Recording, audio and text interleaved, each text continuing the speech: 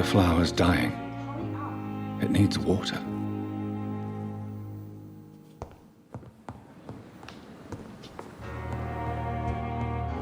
I don't want to make wait, Doctor. I have patients to attend. Yes, Nurse Crane? How can I help you? I'm so sorry. I know Dr. Swansea wanted you to rest, but we have somewhat of a crisis. A crisis, you say? Our supply of antiseptics is nearly depleted. I was hoping there was another box up here, but...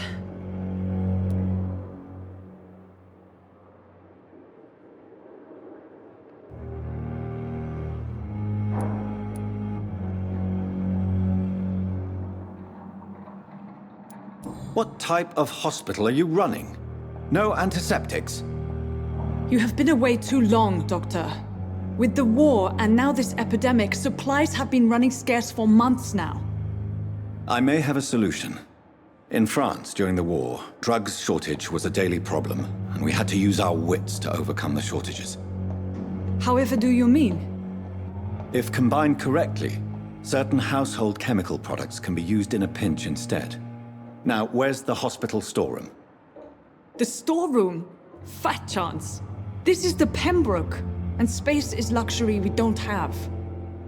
Everything used to be stored in the old morgue. Perhaps I should look there first. Where is this morgue? It's the large building behind the hospital. You'll need to go in the back door because it's been sealed off for sanitary reasons. Take this key. It opens a small back entrance at the end of a narrow street. The abandoned morgue behind the hospital. A small door at the end of a narrow street. On my way then. Thank you, nurse.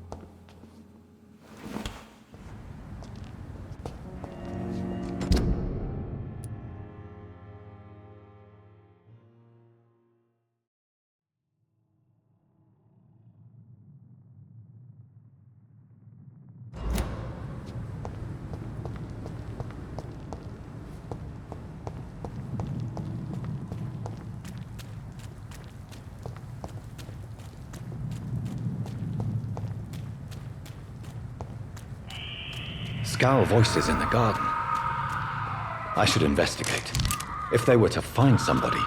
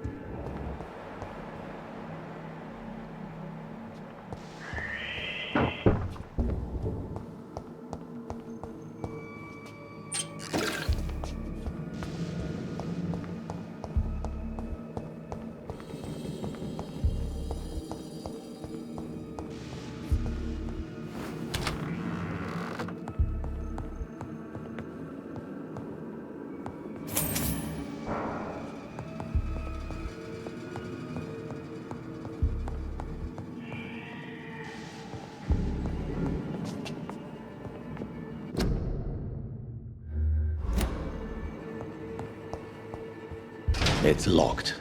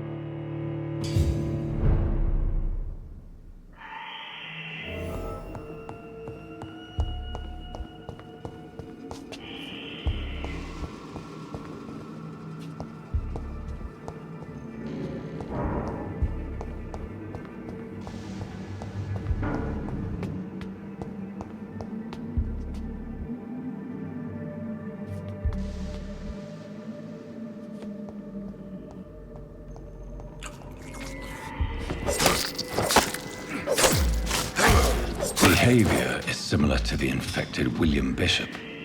Must be the same strain. This sickness moves faster than influenza.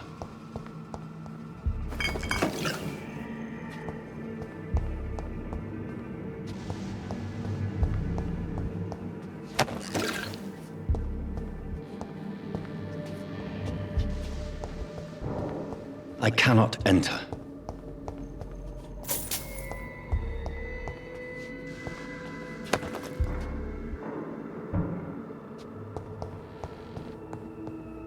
This key will surely grant me access to the basement.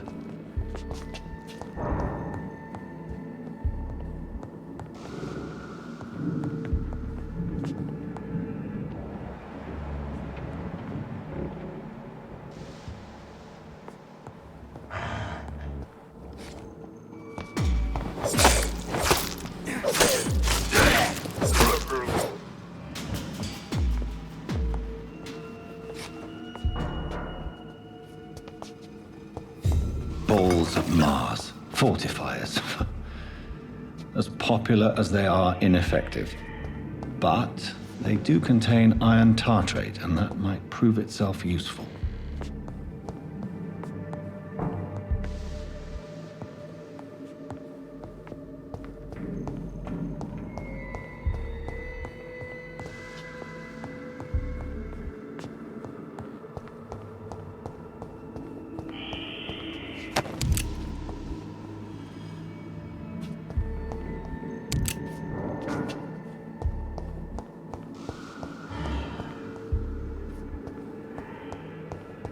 It's locked, all right.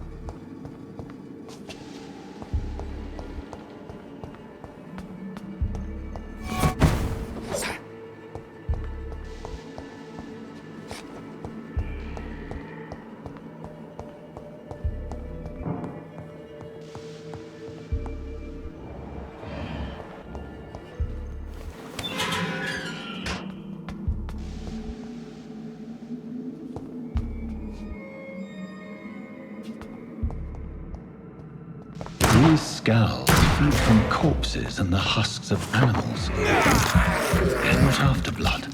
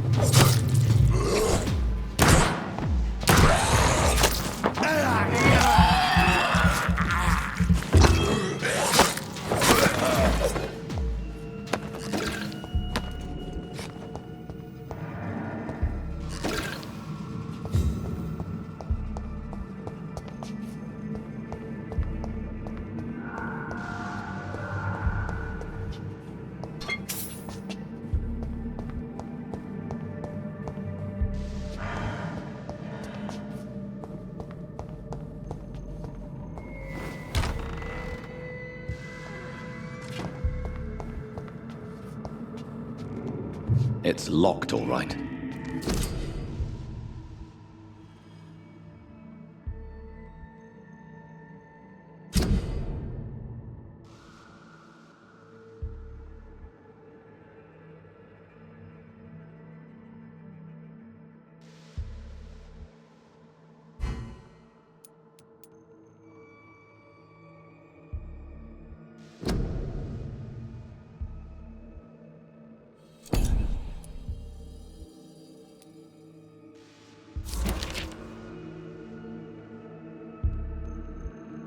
Mr. Connor's injuries don't match the report.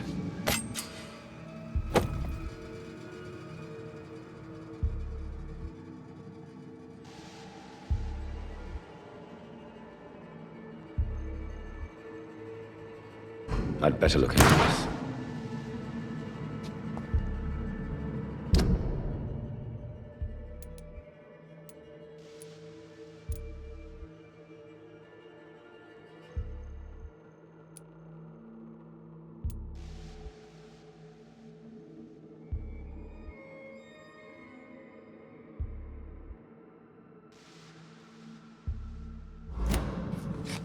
It's locked.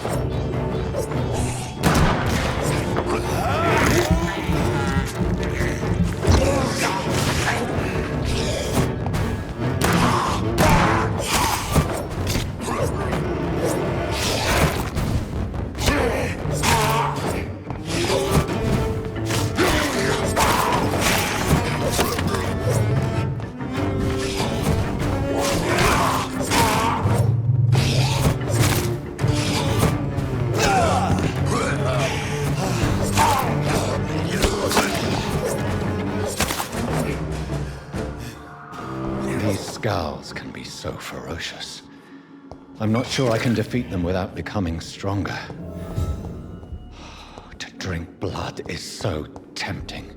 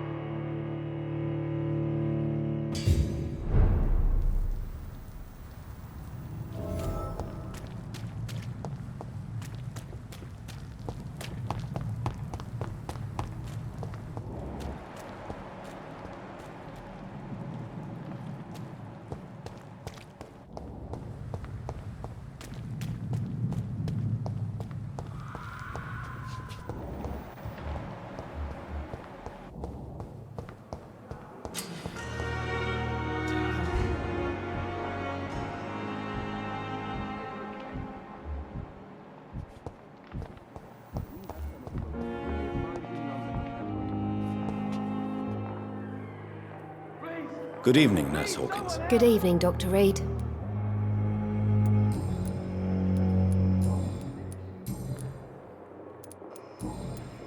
Goodbye, Nurse Hawkins.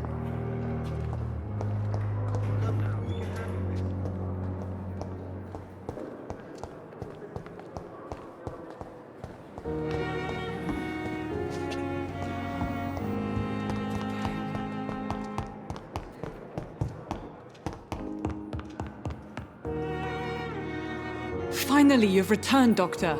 Did you find anything of value? Yes, nurse. You've worked your first miracle, Doctor. Now, this patient here needs immediate treatment. Duty calls. When the storm has passed, I'll show you how to mix the remedy yourself with the same basic ingredients. Many thanks, Doctor. When you've finished, you ought to report to Dr. Swansea in his office. He's been looking for you. Seemed pressing.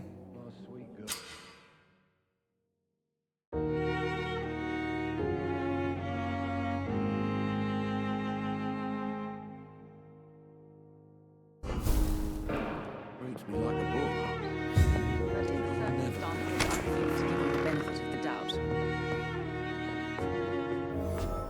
Good evening, Mr. Goswick. How are you? I'm okay.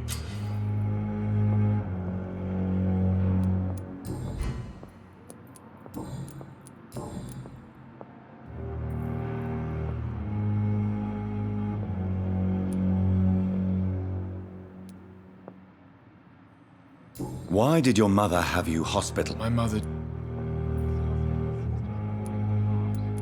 Pembroke Hospital. stopped me. How painful is your throat, Mr. Goswick? So painful I'd rather not talk at all, Doctor. I'm sure... Not really. I see. Yes, ma-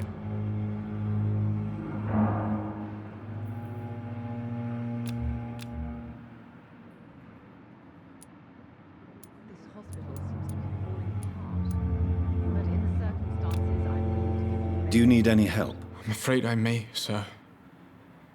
I don't mean to be a burden. You are not a burden, sir. Healing you is my responsibility. And you have my gratitude for that. Do you need any help? Thank you, Dr. Reed, but you've done enough already. The rest is up to me now. But in the circumstances, I'm willing to give you the benefit. I have to go now, sir. But don't hesitate to contact me if you need any help. Good evening, sir. Doctor. Good evening, Doctor. How is my son doing?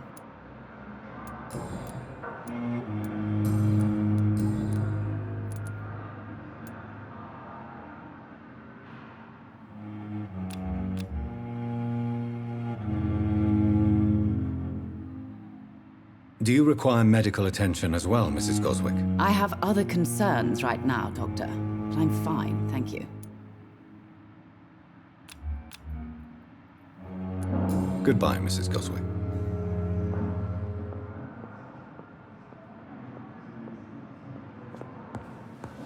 I'm all right. You Don't always waste knew your the words to time. calm the children, Ellen. As for me...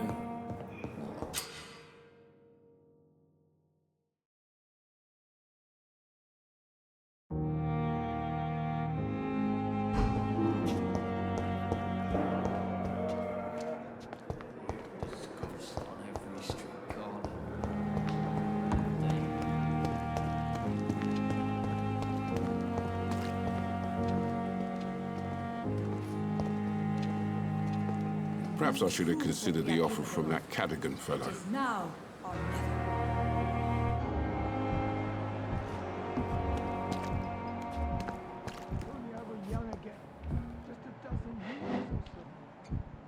It's safer here than anywhere else in the...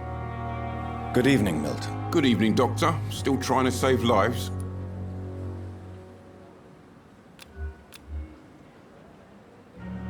Do you need any medical help, Milton? I'm fine, Doc. Physically, at least. But I would give everything to be in a better place right now.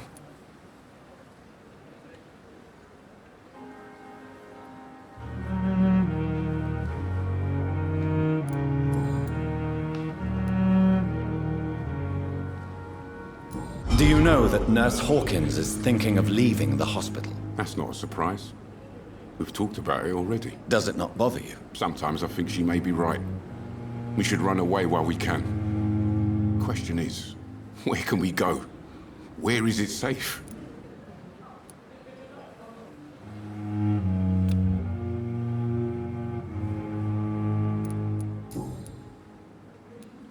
Goodbye, Milton.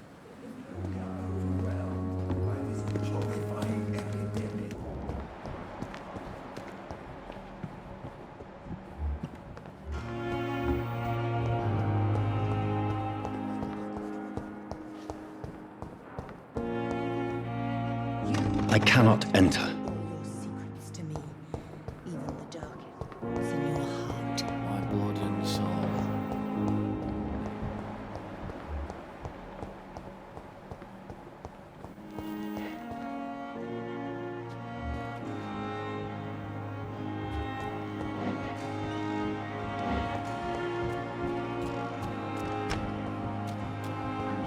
Thelma Howcroft said she was being watched by vampire hunters.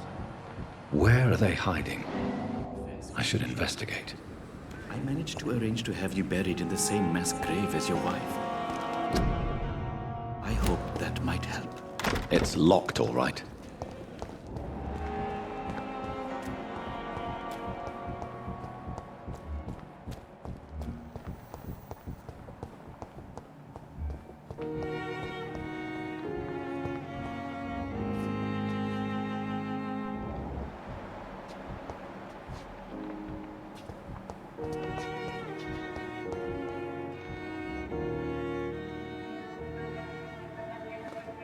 You don't mind if I search your pockets, do you, sir? You won't need any of these anyway. I'm not stealing from you, mister. I'm only redistributing your belongings to people who need them more than you. You see, no one has claimed your body, sir, so it would be such a shame to bury you with your valuables. I will not forget you, sir. And I thank you for your generous donation.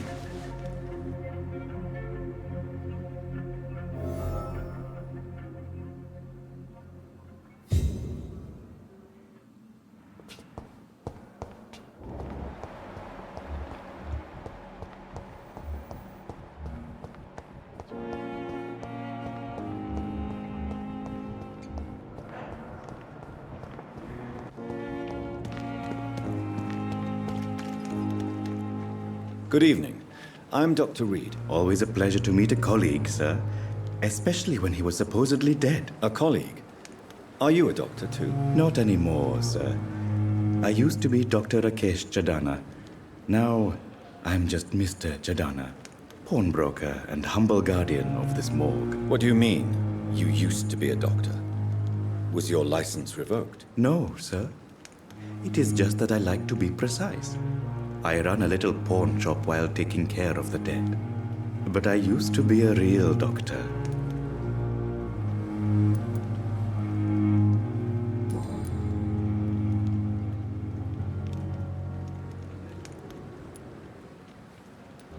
Do you work here alone? Yes, very easy work, sir.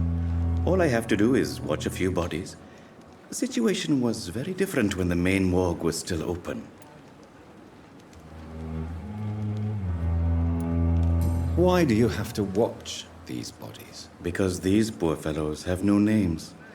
We keep them in case someone comes looking for the missing. Sadly, very rarely happens. Why close the hospital's main morgue? It was for sanitary reasons after the beginning of the epidemic. Cadavers had to be moved to the nearest mass grave.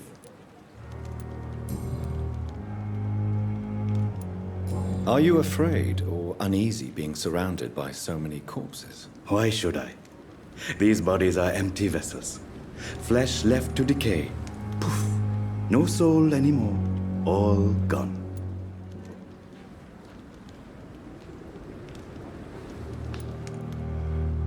How did you get this job? After I left the army, I worked as an undertaker down by the docks.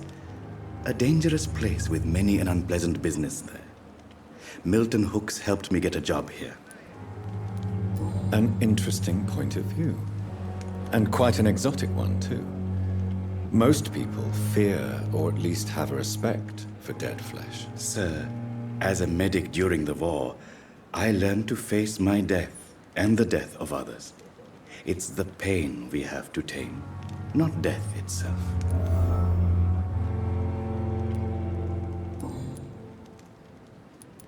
Have we met before? I don't think so, sir. Why? When we first talked, you said you were glad to meet me since I was reported dead. Funny story, sir. Your sister came here a few nights ago. You were missing, and she was looking for your body. She must be very relieved now.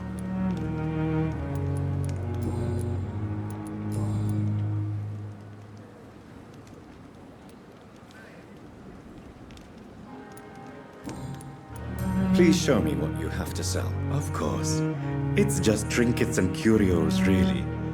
But I'm sure they can be useful.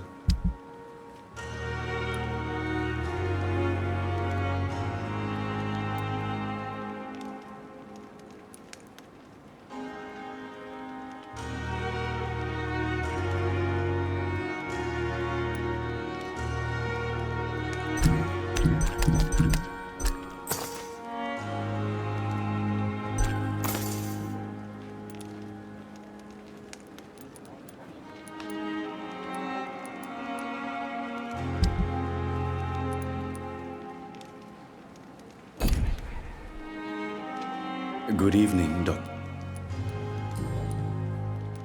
A pawnbroker? I expect you get all types of people here. Yes, sir.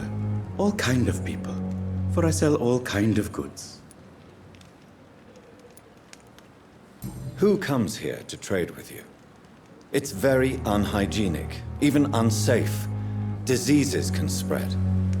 For the customers, for the hospital. I'm very cautious, sir. I've been a doctor, remember? And all my clients are good people. In fact, I think I only know good people. What kind of goods? With the quarantine, it's not always easy to buy things. So I trade, I exchange. Some people sell, some others buy. I like to help.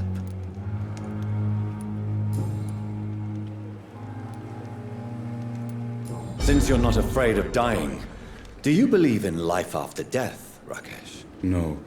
I believe we must do all the good we can while alive. For our time is short, and the obstacles are endless. Do you think you would enjoy immortality as a concept? I don't think so. Don't mistake me. I love life, and I'd like to live a long life. But everything has to decay, sir. Even goodwill.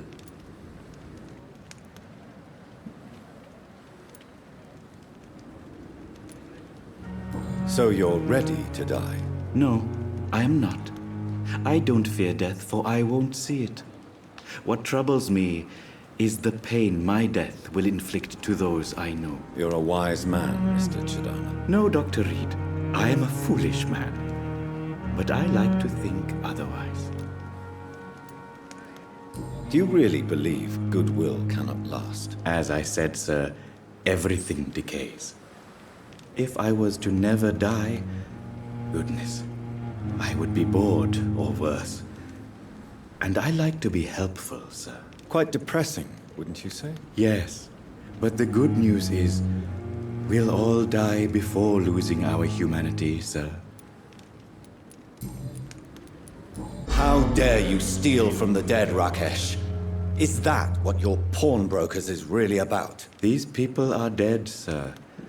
What they possessed could be useful for the living. And I'm sure they would agree if they could speak.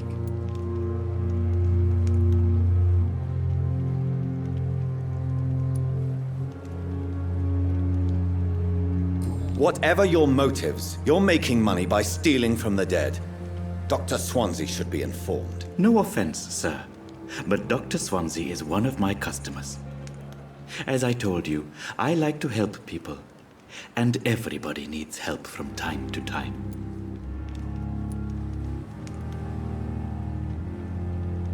Do you need medical attention? I'm feeling all right, Doctor. But perhaps it is because I, too, am used to the smell of the dead.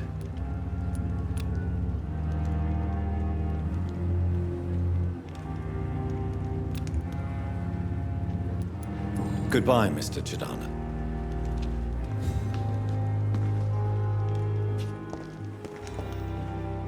It's locked, all right.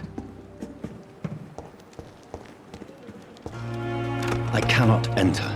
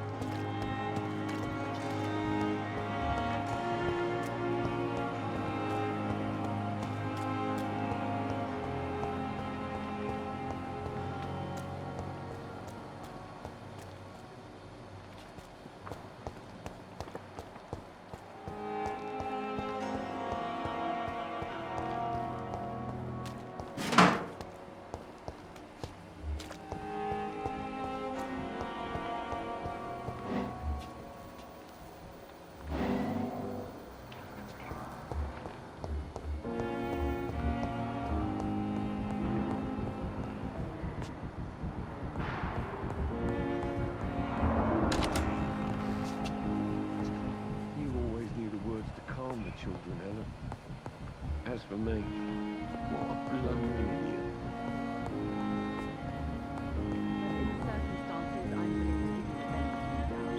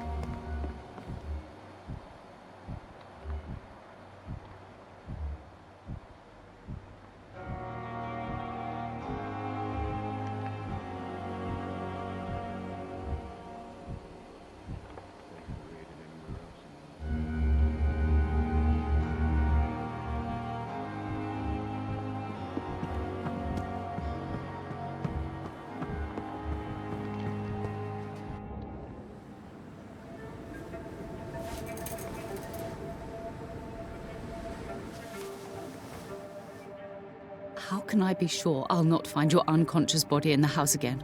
I promise you, you'll not find my unconscious body. For God's sake, how can you say such a thing? How can you refuse to listen?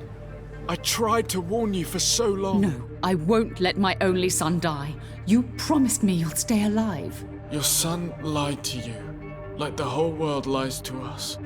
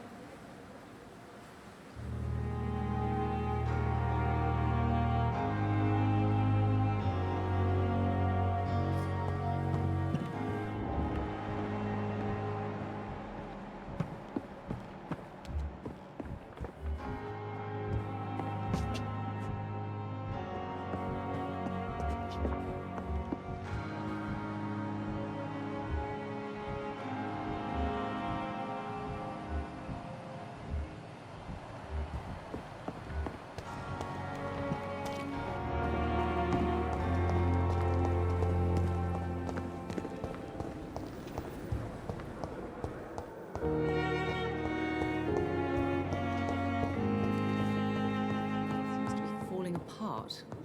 But in the circumstances, I'm willing to give you the benefit Good of the evening, doubt. Mr. Goswick. How are you? I'm okay.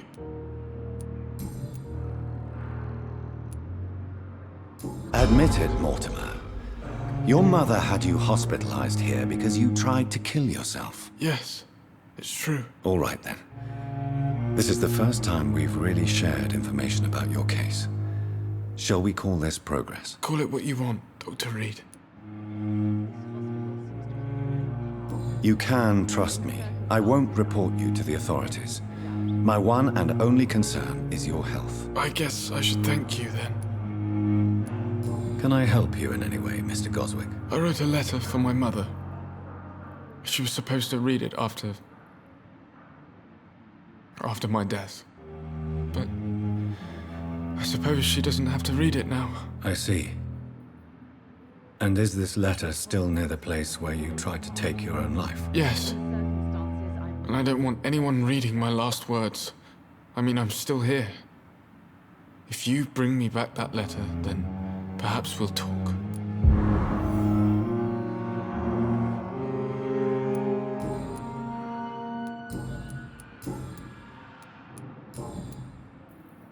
I have to go now, sir. But don't hesitate to contact me if you need any help. Good evening, sir. Doctor. Good evening, Doctor.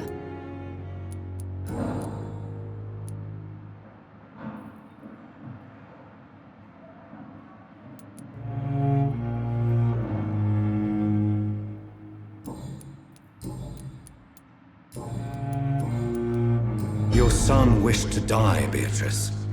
Why did you hide such crucial information? Are you not aware suicide is a crime? Mortimer could be thrown in jail. I can't let that happen. I won't. I understand you fear the legal consequences, Mrs. Goswick. But don't you realize your silence significantly affects your son's case? All my son needs is help and comprehension. Not judgment and punishment for what he may or may not have done. Goodbye, Mrs. Goswick.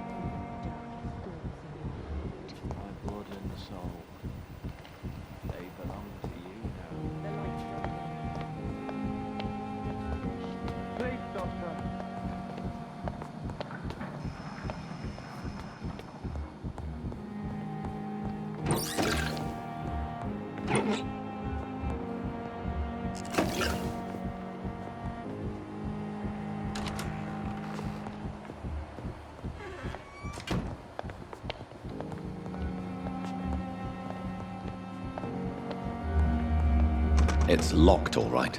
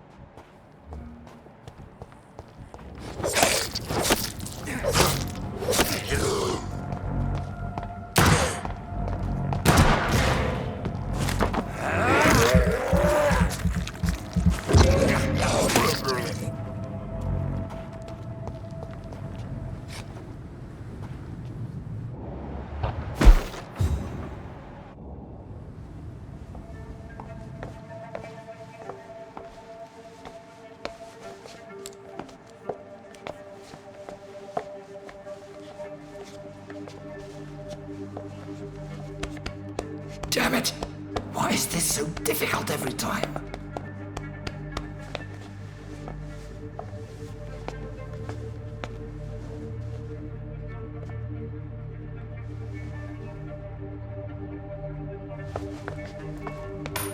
That is better. That is better. I will make it through one more night.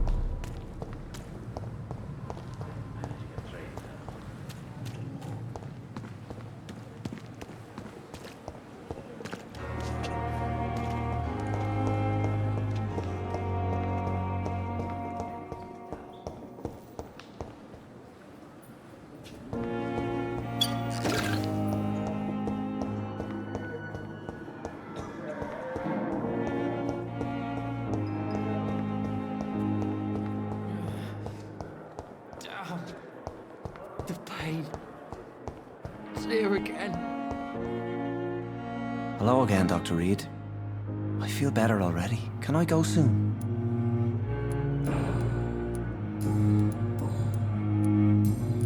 Goodbye, Mr. Ham. Discussed on every street corner. The daily routine.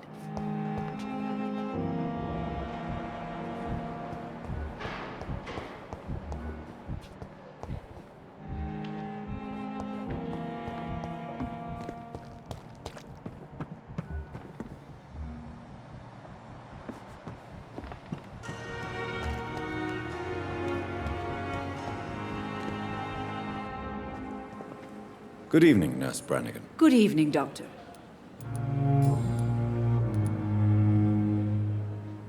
Tell me, Nurse, did you know Dr. Tippett was addicted to medication? I suspected this behavior for some time, but never dared to ask him about it. Until the day he confessed to me.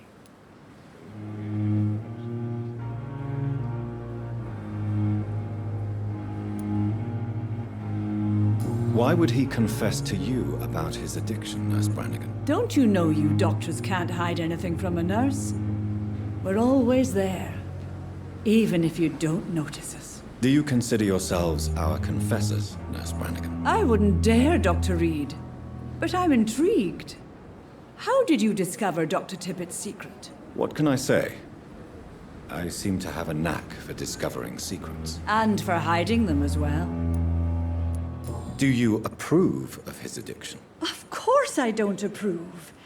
But I understand he needs it to fight the exhaustion. Let's hope he'll stop injecting himself once the epidemic is over. And what if he doesn't? Then we'll have to convince him to stop. I believe he's still in control of his addiction, for now, but we must remain vigilant.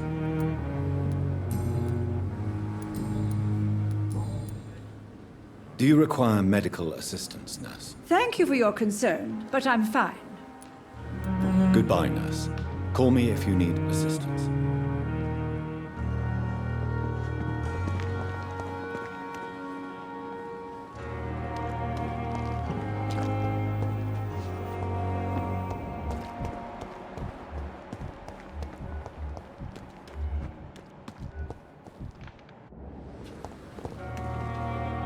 Good evening, Dr. Tippett. Dr. Reed, any good news to share?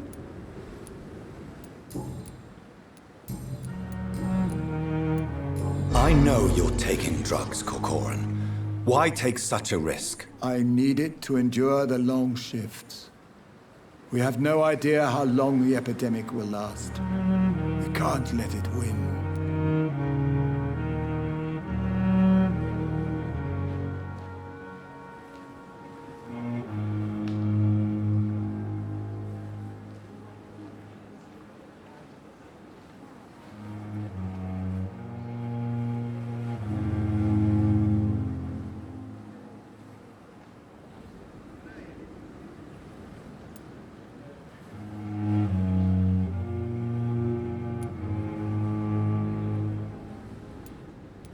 I understand the gesture, Doctor. An immediate answer to an emergency situation, but this can't be a long-term solution. Thank you for your understanding, my dear colleague. And be assured, I have total control of my consumption.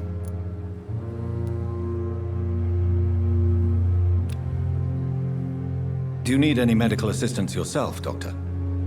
Come on, don't be ridiculous, dear colleague.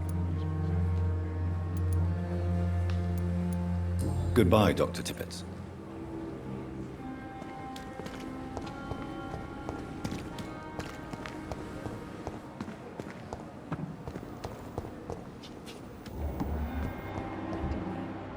But the suffering continues.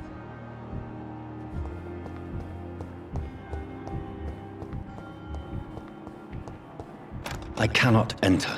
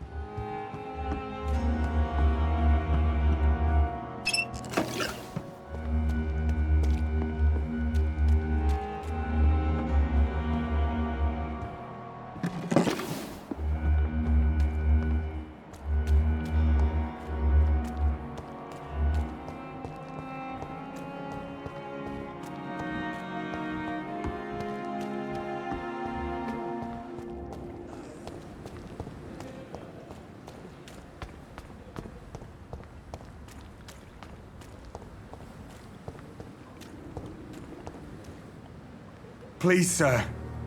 I need help bad. What's going on? I'm Blight, sir. Newton Blight. I've lost my mate. Can't find him anywhere. I'm Dr. Jonathan Reed from the Pembroke Hospital. Please, calm down and give me more details. Oswald and myself were both infantry, sir. We were en route for the hospital, but we had a disagreement. And Oswald ran off towards the canal. How long have you been searching for him? I can't go there. Too many rats by the water. Fucking rats. Can't stand them since the war, sir. Can't stand them at all. Don't be ashamed, Mr. Blight. Many soldiers who survived the trenches suffer from musophobia. I'll see what I can do for your friend. What can you tell me about yourself? I'm Oswald's best friend. We served in the same regiment, sir. We've taken care of each other since we came back from the front. This is a dangerous part of town. What are you doing here? We were looking for the Pembroke Hospital. We both need help. Treatment, I mean. To get some sleep. Just need to feel better, sir. What can you tell me about your friend? His name is Oswald Thatcher.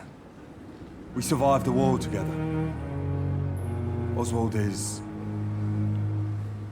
nervous and quite fragile since we came back from the war. Where was your friend the last time you saw him? He went down by the canal.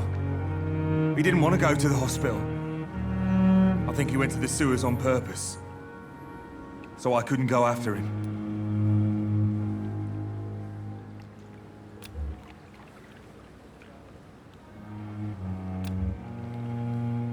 Do you need medical attention, sir? No thanks, sir. Unless you're able to get rid of every rat in London. I have all the information I need for now. If I find anything out about your friend, I'll let you know as soon as I can. Thank you, Dr. Reed.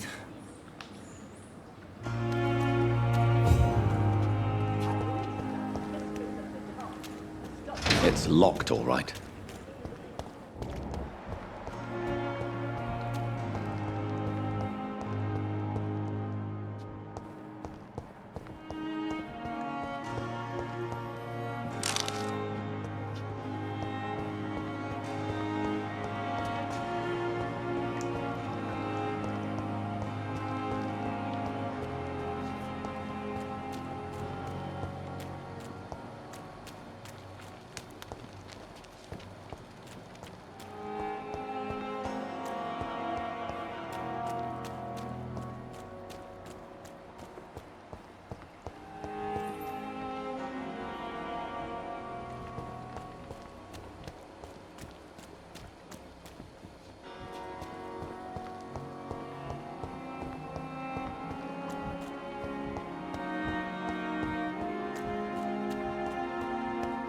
It's locked.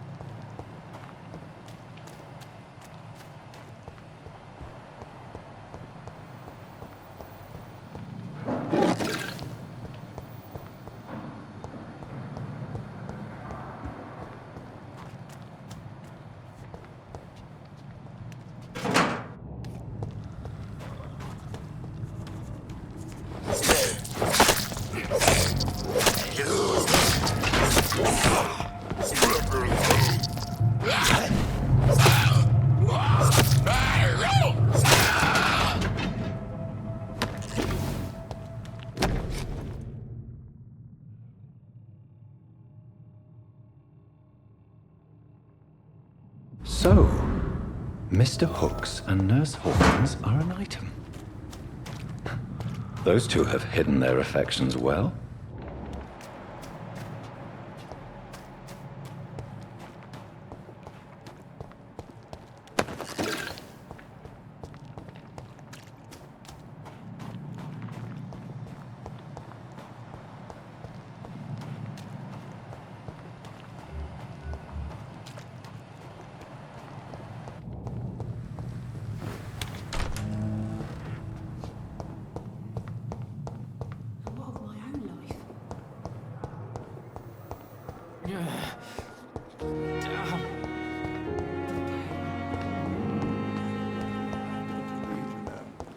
I met him in New York once. If only there were more of us. Less resignation and more determination. Perhaps I should have considered the offer from that Cadigan first. I could say the same for the others.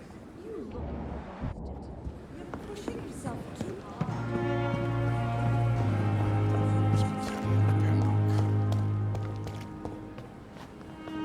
hard. Good evening, Milton. Good evening, Doctor. Still...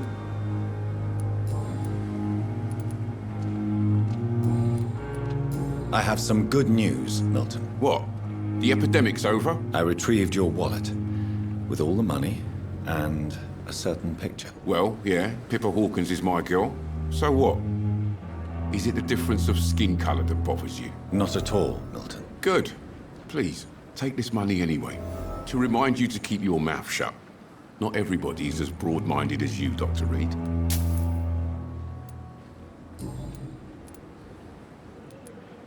What's going on between you and Nurse Hawkins? Pippa's tired. Tired of all this shit. Tired of all those corpses piling up. She's as depressed as I am.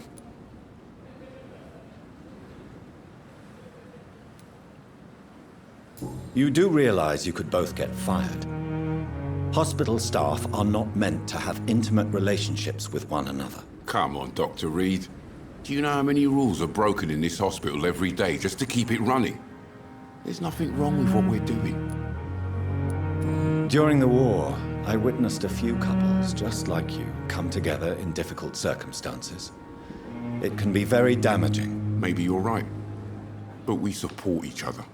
And that's all that matters.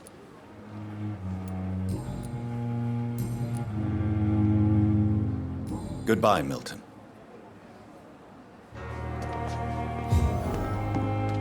And I thought last summer's epidemic was difficult.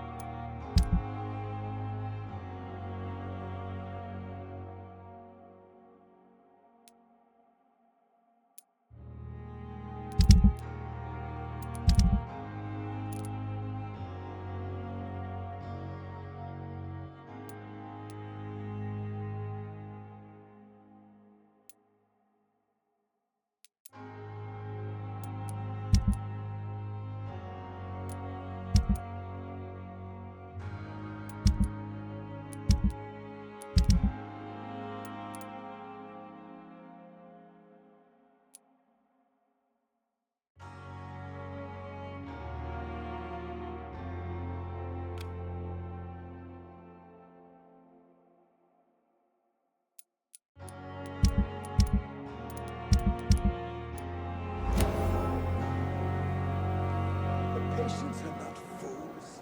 They know we...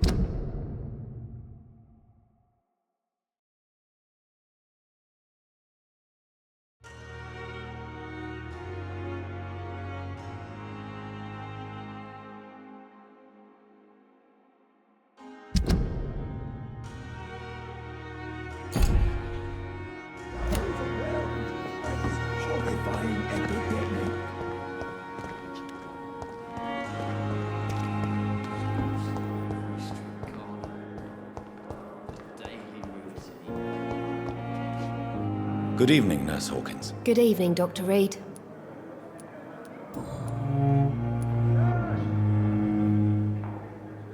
What steps are you prepared to take to feel more useful? I don't know yet. My sister believes that the real fight is in the streets nowadays. Maybe she's right. Maybe this is what I must do.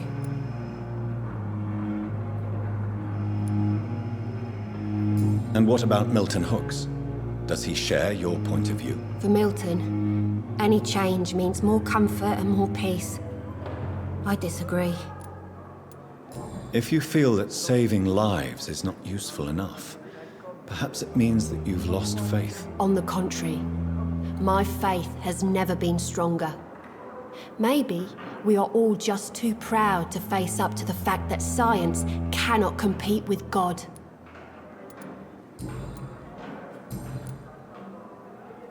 Goodbye, Nurse Hawkins.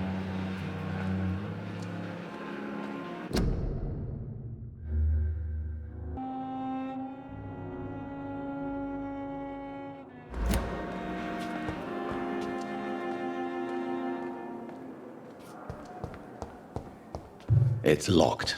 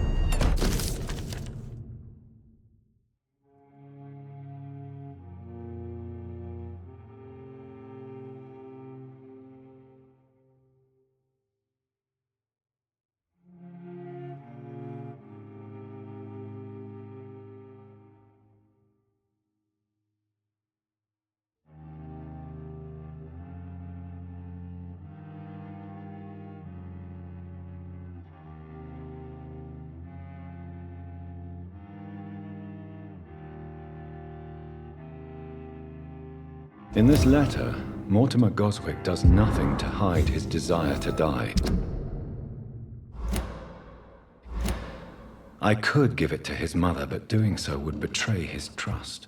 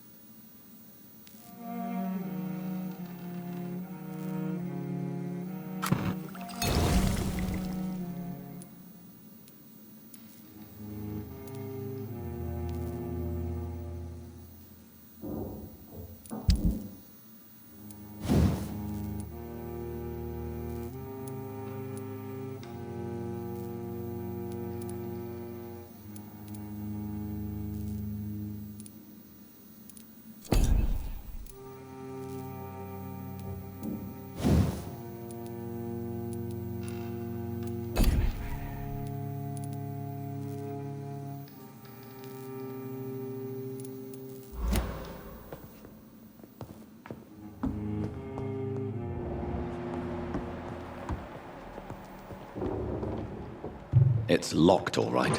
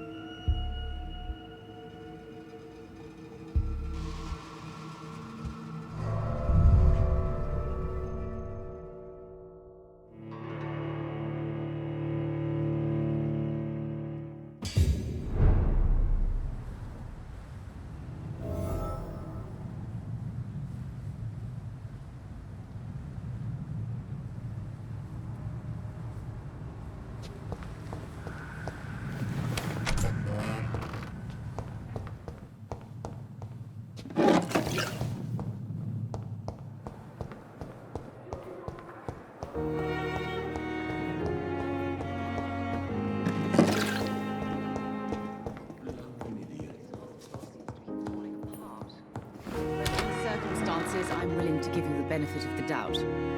Good evening, Mr. Goswick. How are you? I'm okay. I've read your letter, Mortimer. You wrote about an unbearable feeling of despair while the world crumbles around you. Tell me more about it. There's nothing more to say, really. It's hurtful, it's unbearable, and I don't ask anyone to understand what I feel.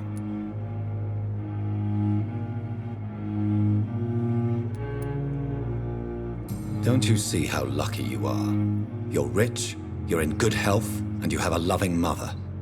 You're simply drowning in self-pity. Leave me alone then, Doctor, and let me drown myself.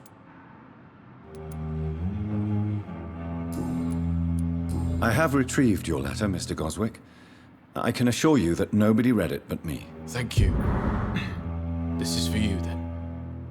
For your help. And for your silence. I think you should talk to your mother. It would be good for both of you. Thank you, Dr. Reed. I'll think about it. Now please, let me be.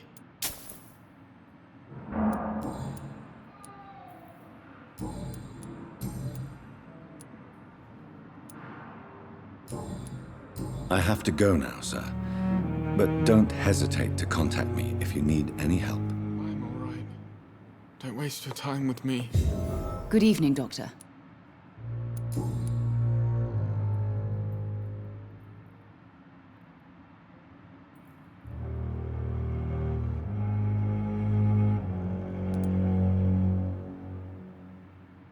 Mortimer is extremely vague as to his motivations for committing suicide. Tell me more about what you know. As you say, Mortimer had no reason to die.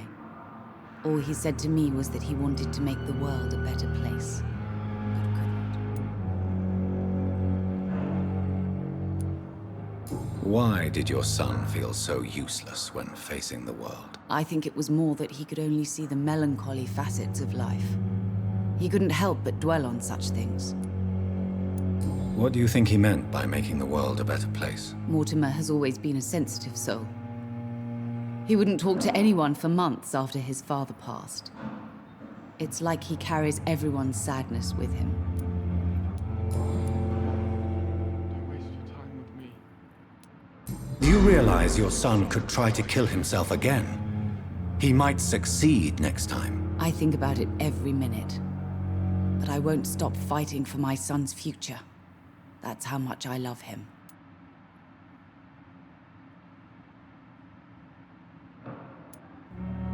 You're right.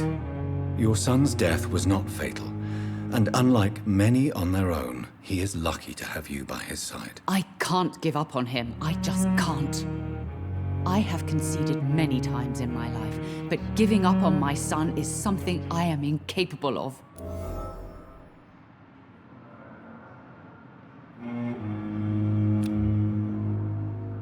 Do you require medical attention as well, Mrs. Goswick? I have other concerns right now, Doc.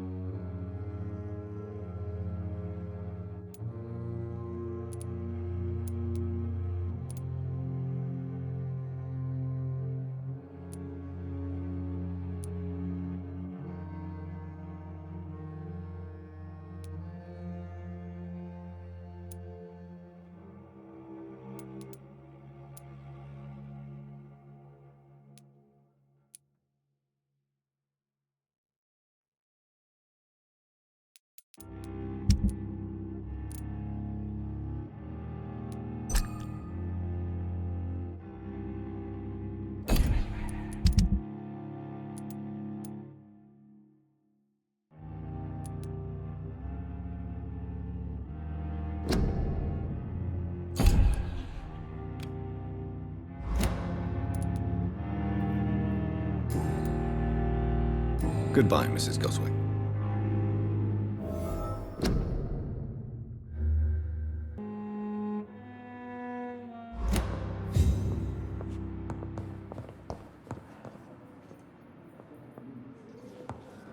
I'm all right. Don't waste your time with me.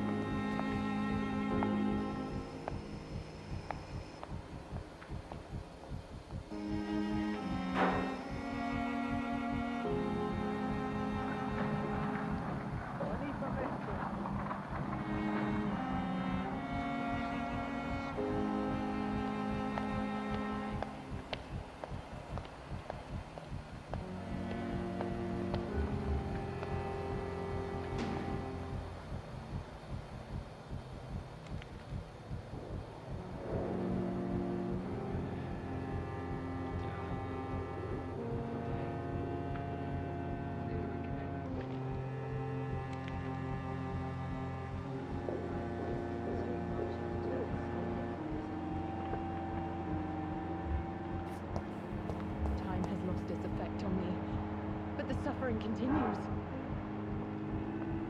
The giant wall disguised as a hospital. That's daily routine.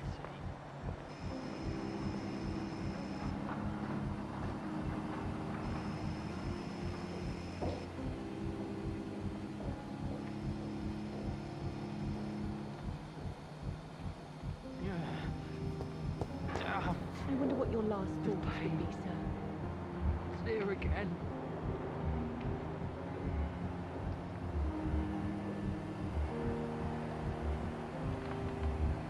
Please!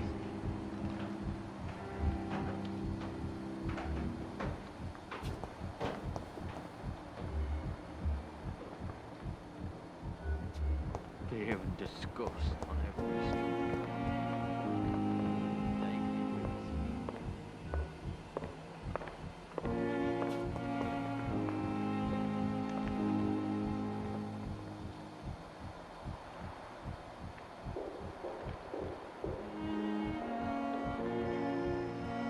Help me! Help!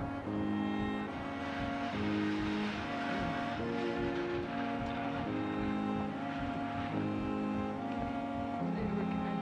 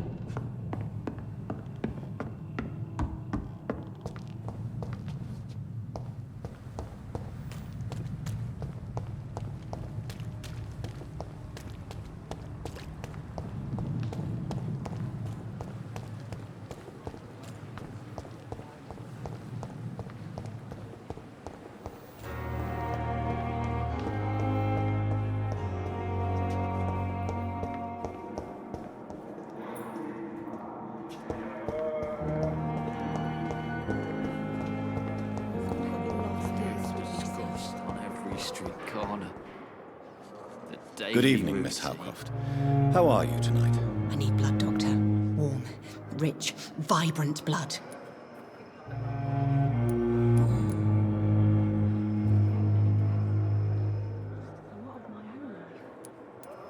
Tell me, Thelma, what do you really know about vampires? I saw one and he saw me. I watched him hunt and kill. I saw his terrible wounds heal as his victim died.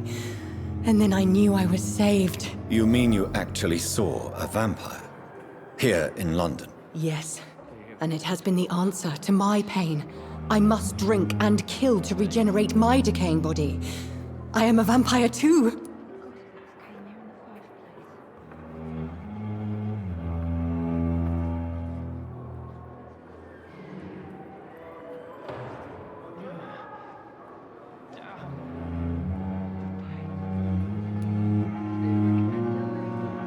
You are no vampire.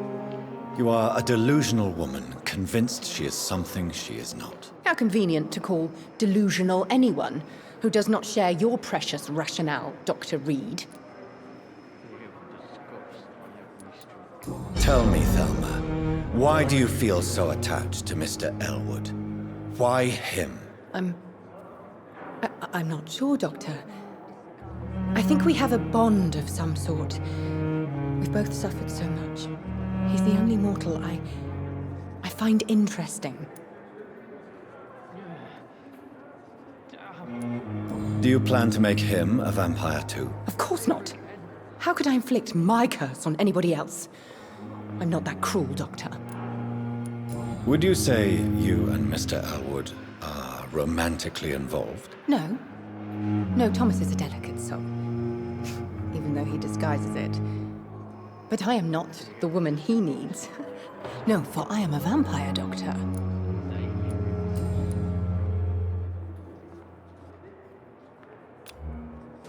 Do you require my services, Miss Howcroft? I have no need for your medicine, Dr. Reed. Blood is the only drug I need. I'll leave you, Mistress of the Dark, to your nocturnal activities.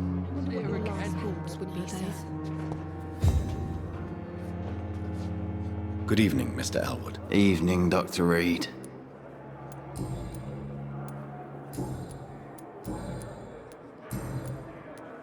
Soldier, do you need assistance? I'm fine. Just do something for this pain, will you? That's all I'm asking.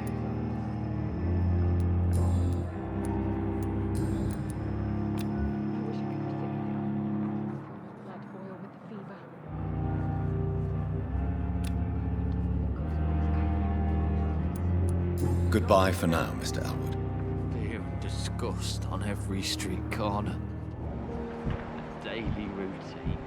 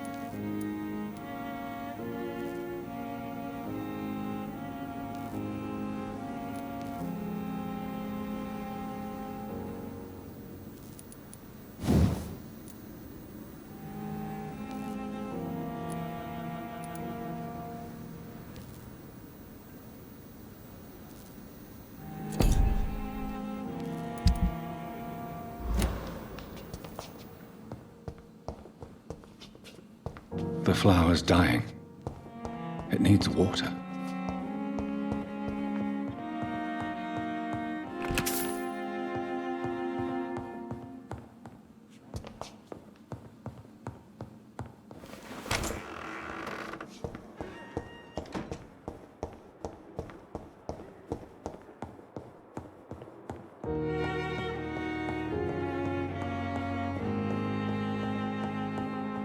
It's locked, all right.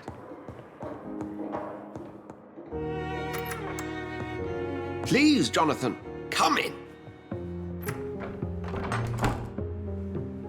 Fascinating, is it not? In the last decade, so many mysteries have been brought to light with our microscopes. The human body, biology's penultimate frontier.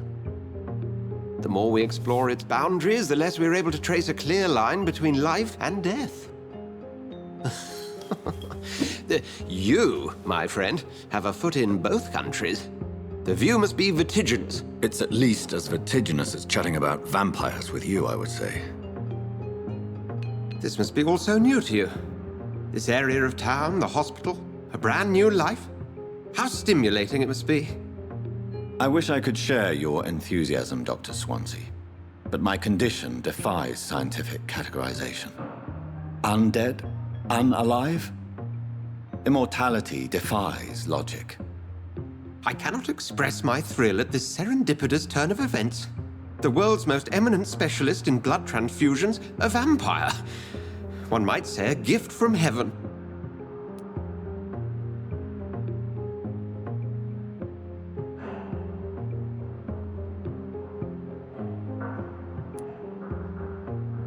I'm a dead man. I was murdered. Now I'm a murderer. Tell me how this is a gift. Forgive me.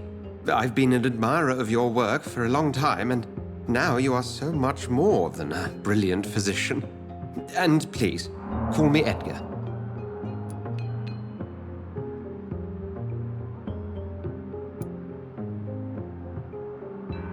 There is no need to apologize, Edgar.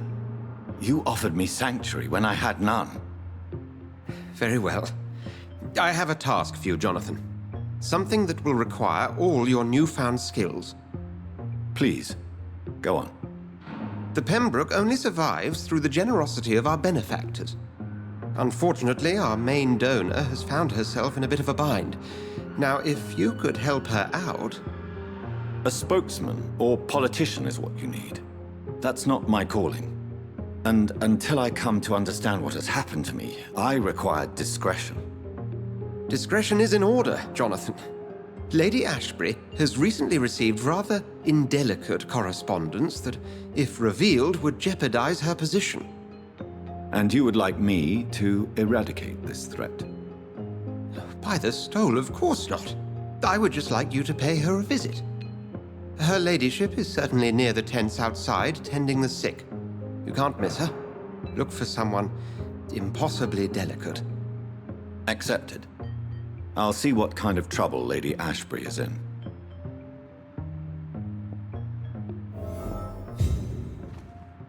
Do you need something, Jonathan? I have just a few questions. Then ask away. I'm at your service, Doctor.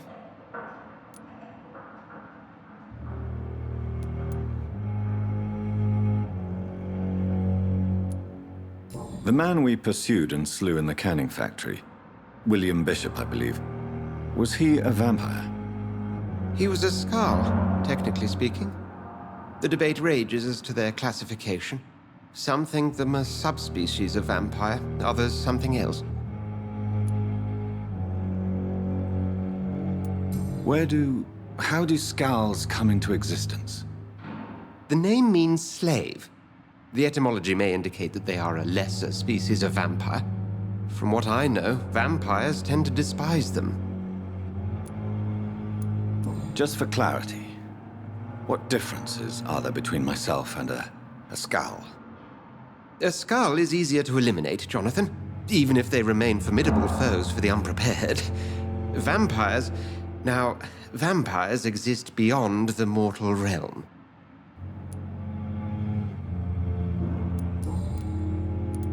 Since you seem quite the expert on vampires, what could you tell me about my condition and how it came about? As men of science, our first step is always to start with what we know. Forget the myths, the hackneyed scrawlings in the penny dreadfuls. They do not scratch the surface of the truth you now find yourself in. The sun. The morning following my transformation. Its rays burned me.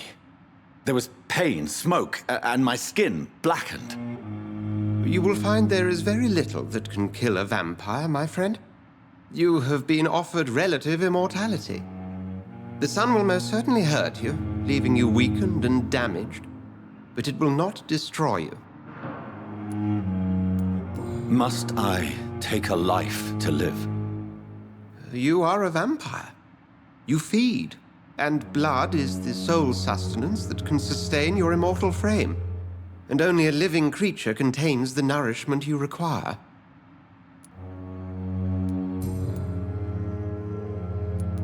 You mentioned something about a secret society. A brotherhood, if I recall. Could you elaborate? Certainly. I've been a member of the Brotherhood of St. Paul's Stole for several years.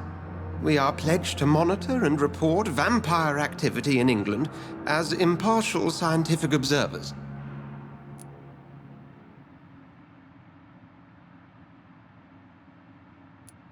That explains your nightly wanderings about the docks and the questions you ask. I feel it wasn't mere coincidence that led us to that part of town. There was something as yet unseen that set those chain of events in motion. Yet you don't fear me. And still, you know the monster that lurks beneath the civilized surface. The Brotherhood has studied your kind for centuries.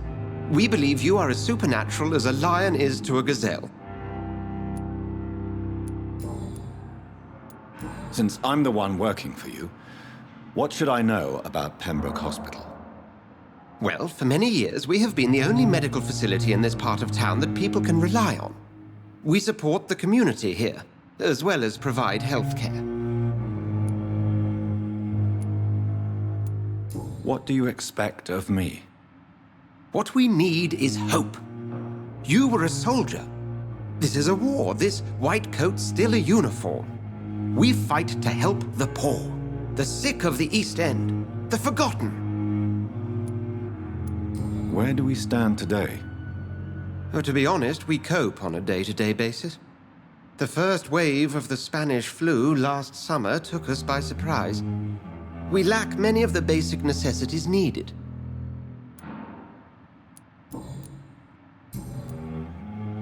We'll see each other again soon, Edgar.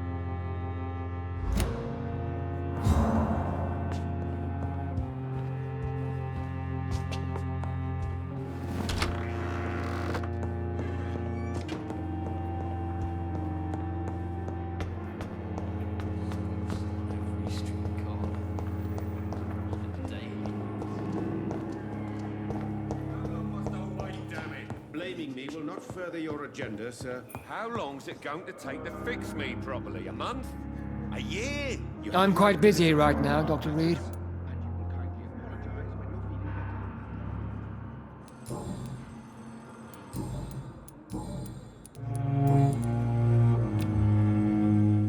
Do you need my assistance? Not at all. I'm sure that you are used to gaining people's trust with your impressive skills. Well, it will not be the case with me. Have you heard about any blackmail going on in this hospital? Blackmail? Nonsense.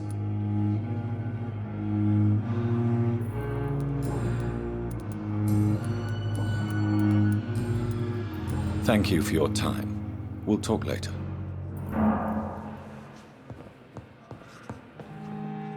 Dr. Reed, may I help you?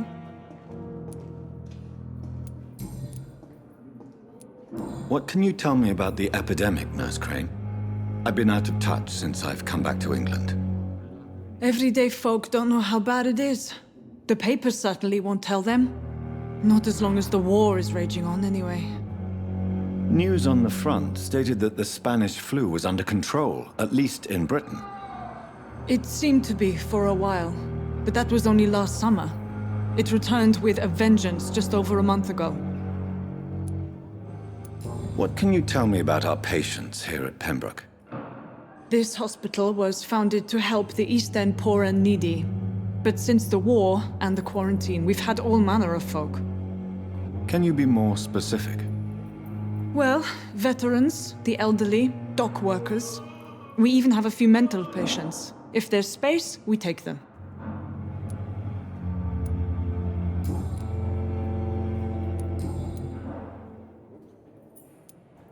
For how long have you been working here, Nurse Crane?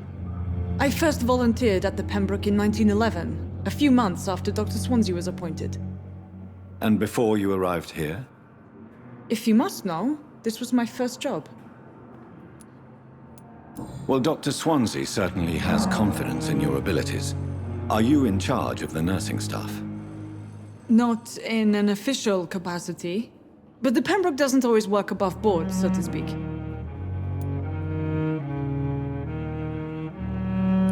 What about medical protocols? Dr. Reed, we don't have the money and resources here at the Pembroke like they do in the West End. We do what we can. How is the duty roster organized? Everybody works until they can't. If there's time, they'll eat a meal and shed a silent tear. I'll see you later, Nurse Crane. Good evening, sir. As for me...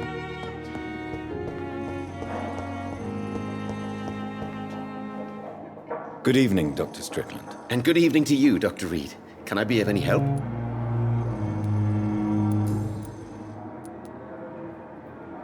Tell me, Thoreau, what's the real cause of your dislike for Dr. Ackroyd? He refuses to admit that your blood transfusion technique is the only way to save Mr. Fiddick.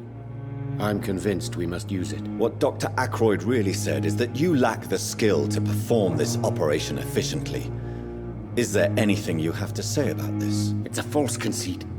Dr. Ackroyd secretly envies your reputation. His jealousy blinds him. I'm not the real target here.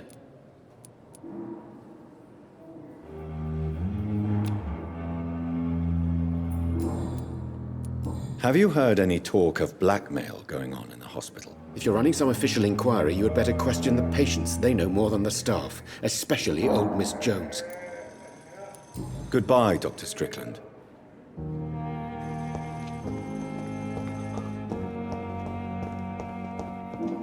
You always knew the words to calm the children, Ellen. As for me, what a blunder.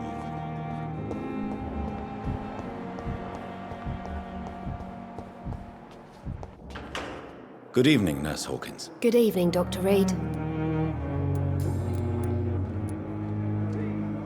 Pepper, I know you're very close to Milton Hooks. Yes, Milton Hooks is my man. If you want to report me for that, just feel free, Doctor. I have no intention of reporting you, Nurse Hawkins. But are you aware of the risks? The rules say I won't be allowed to work as a nurse anymore. But here at the Pembroke, we break rules all the time. Is he worth the risk? Hey, I'm no perfect woman, and Milton is not the finest bloke. But we do our best to get by. That's all any of us can hope for nowadays.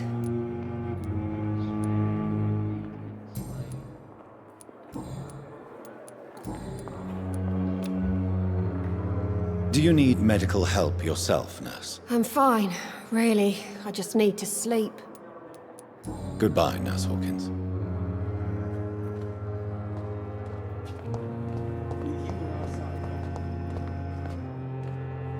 Good evening, Mr. Elwood. Evening, Dr. Reed. Have you heard rumors of underhand dealings in the hospital? If you want to know what's going on here, you better talk to Miss Jones. She knows everything. Especially what she shouldn't. Goodbye for now, Mr. Elwood. Much energy for so little result. Fear and disgust on every street corner. The daily routine. Good evening, Miss Howard. I need blood, Doctor. Have you heard of any blackmailing going on within these walls? I have no time for mortal games. My secrets are beyond their comprehension, Dr. Reed. I'll leave you. I wish I could be sick again. Feel my blood boil with the fever.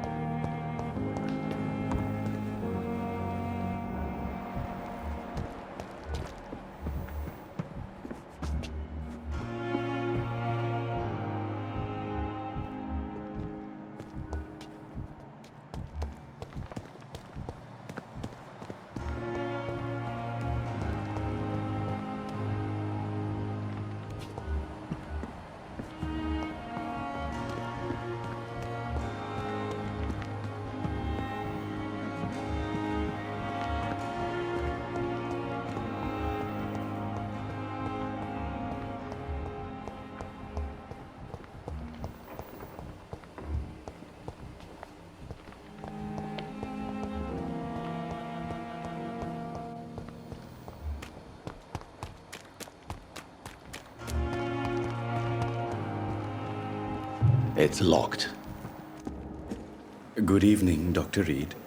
Such a pleasure to see you again.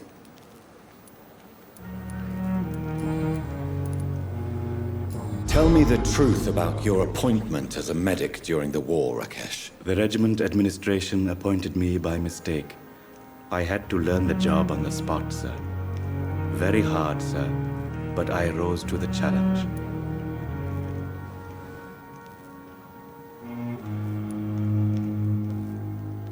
You can't impersonate a doctor. You can't improvise a medical education. People could die at your hands. You're absolutely right, sir. But as a field surgeon, it was more like being a butcher. Do you believe you have really helped these people? My ratings were within the averages of the regiment. I saved lives, Dr. Reed. Does that not say enough about triage and war surgery? Do you realize how many soldiers died because of that decision? You should have refused. Yes, sir. I swear I did, sir. But no one listened. When the first wounded arrived, I had to do what I could. It is an unbelievable story, Mr. Chidana. It was a time beyond belief, Dr. Reed. But I'm happy not to deal with the wounded. I prefer caring for the dead now.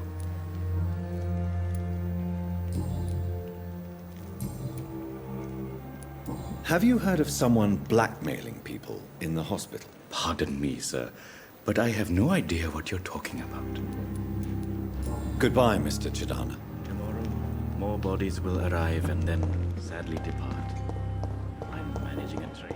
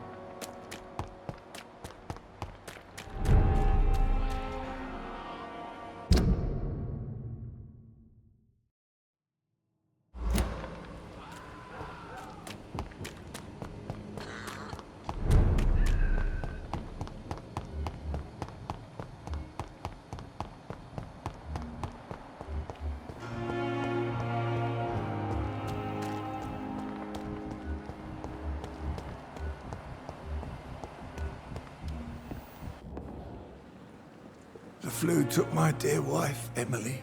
I take comfort knowing we'll soon be together again. Mr. Rainfield, that's no way to talk. You're in good hands here, and we'll be up again soon enough.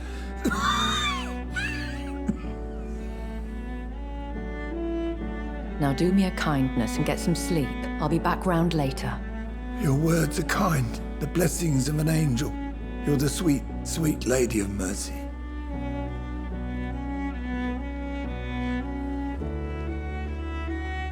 Good evening, Dr. Reed. It's a pleasure to see you again. You seem surprised. Dr. Swansea has brought me up to speed concerning your recent appointment to Pembroke Hospital. You're a the lady who saved me that night, before vanishing into thin air. I remember you from the pub with Dr. Swansea. Indeed. Allow me to introduce myself formally this time. My name is Lady Ashbury. I remember you well, in spite of the brevity of our encounter.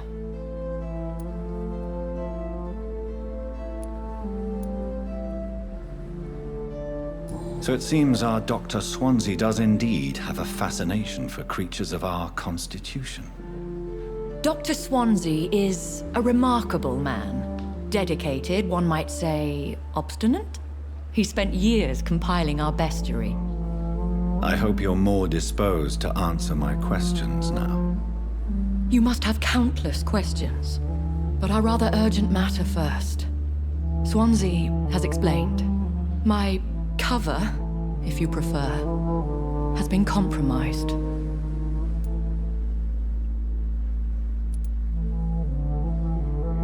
Have any of the patients given you trouble? These poor souls have so little left to live for. I do my best to ease their pain. The world would be a better place if it were cared for by women like you. You make me blush. I am simply a necessary evil. Pardon my boldness, Your Ladyship, but I have questions concerning this condition we share. As a newborn, your hunger for answers is rivaled only by your thirst for blood. But the questions need wait. I'm a scientist. My trade is in the deciphering of mysteries, and I need information to feed my mind. I will gladly answer every question you have, but first, prove yourself capable of resolving my predicament without eating the culprit. Dr. Swansea has commissioned me to be your agent in this matter. You could start by explaining what's amiss.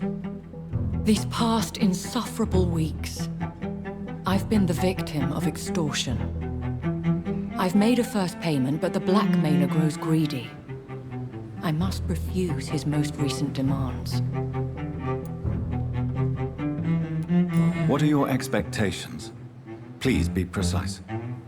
As the newly appointed surgeon of this hospital, you are in an excellent position to ask innocent questions and deftly learn the identity of my blackmailer. Who would be so foolish as to threaten you? A kindred spirit. Even if it were the case, and I highly doubt it, a vampire would have asked for something more valuable than money. My suspicions lean toward a patient or their family. If we're dealing with an ordinary criminal, surely you've the means to deal with it yourself, if I may. As immortal tradition doth dictate, all fangs and hypnotic eyes ablaze, the blood would run like a river. That's what I hope to avoid. Violence has a tendency to spiral out of control. Please continue. Every detail is essential. I'm your man. My embarrassment in this matter is eclipsed only by my shame at having put the hospital at risk. The threat from our anonymous scoundrel is clear. A list of dates. My visits coinciding with the dates of suspicious patient deaths due to massive blood loss.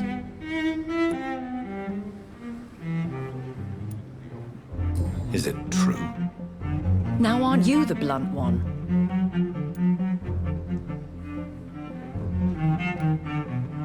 Excuse my impertinence, your ladyship. This is not an interrogation. I assure you that this line of questioning is in your best interest. In all honesty, I'm not simply a patron to the hospital. My visits serve a dual purpose. Dr. Swansea has been treating my condition with a revolutionary technique of blood transfusion. It seems you are a specialist in the domain. I'll take care of it. Do you know where I should start? If that was the case, I'd settle the matter myself. You could talk to our local gossip, Harriet Jones. Not a pin drops here without her hearing about it. I'll meet that woman now. My life, as others know, is in your hands, Dr. Reed. I'm sure of your discretion, but I do fear your powers of persuasion will be put to the test. When this is resolved, I'll be your obligé. I'll answer all questions in regards of your condition.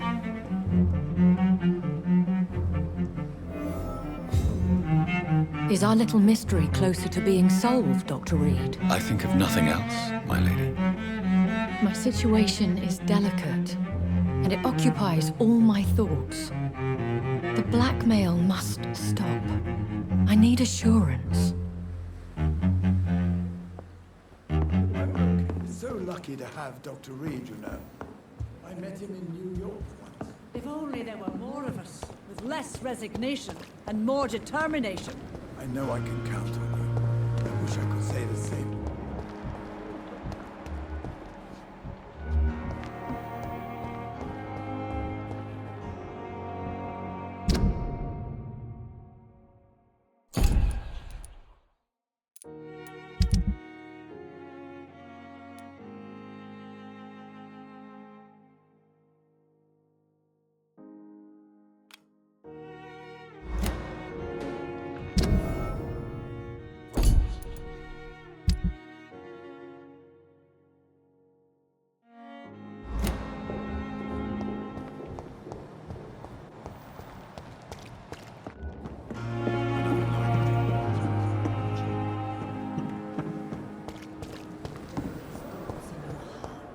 Blood and soul. They belong to you now. What is this? Who are you? Get out of my room. There's no need for alarm, madam. I'm Dr. Reed, the new surgeon. Preposterous. Dr. Reed, you say? I don't want some bumbling intern. Where's Dr. Swansea?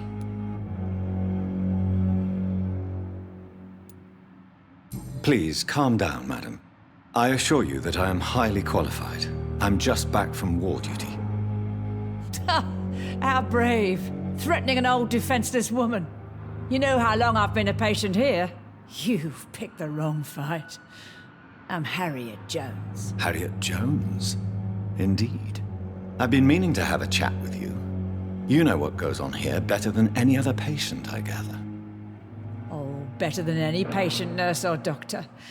I've seen so many vile undertakings. I heard there have been some despicable goings-on. Was there a case of blackmail? Blackmail? Wait. You're investigating something. This isn't a social call. One of those incompetent cunts slit a poor sod's vein.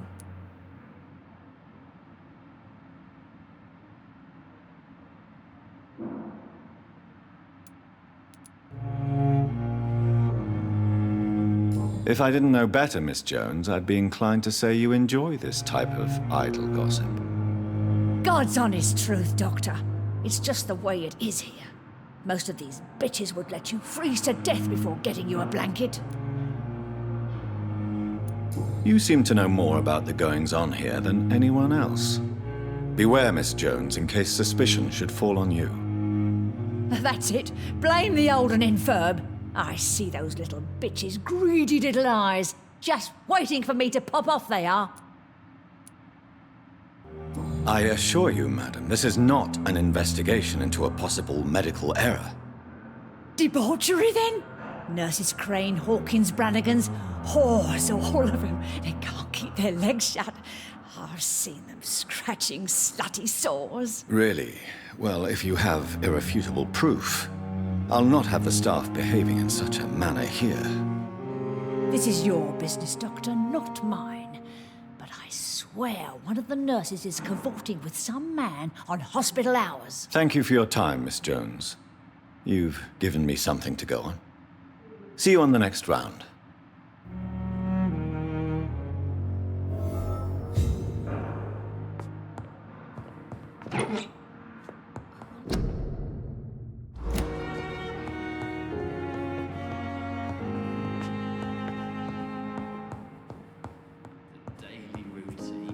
The patients and staff might know something. I'll start my investigation with them.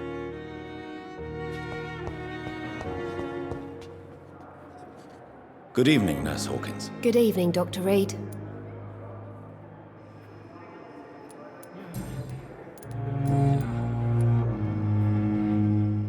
What can you tell me about the strange man visiting one of the nurses during her shift? Let me guess. You spoke with that old shrew, Harriet Jones. Do not pay attention to her, Doctor. She's full of fanciful tales.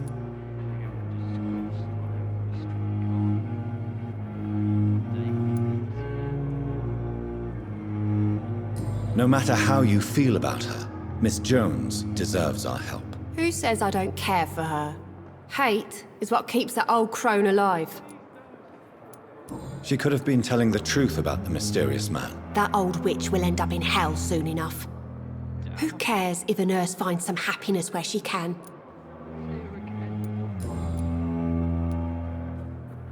What can you tell me about the strange man visiting one of the nurses during her shift? Let me guess. You spoke with that old shrew, Harriet Jones. Do not pay attention to her, Doctor. She's full of fanciful tales.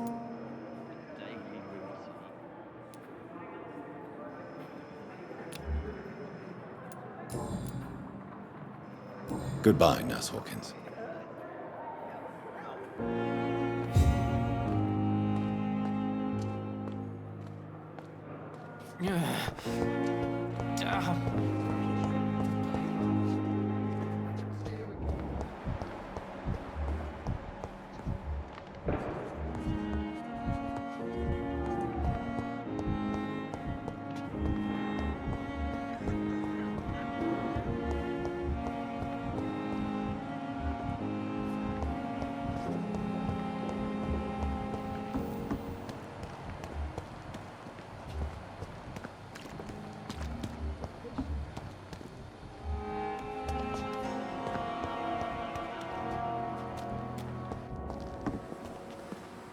Good evening, Nurse Brannigan. Good evening, Doctor.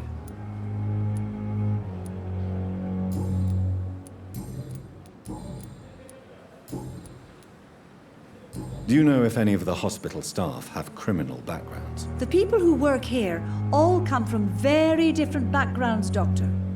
Just like the patients. Have you seen a strange man visiting any of the nurses here? I've never heard of such a thing, Doctor. Goodbye, nurse. Call me if you need assistance.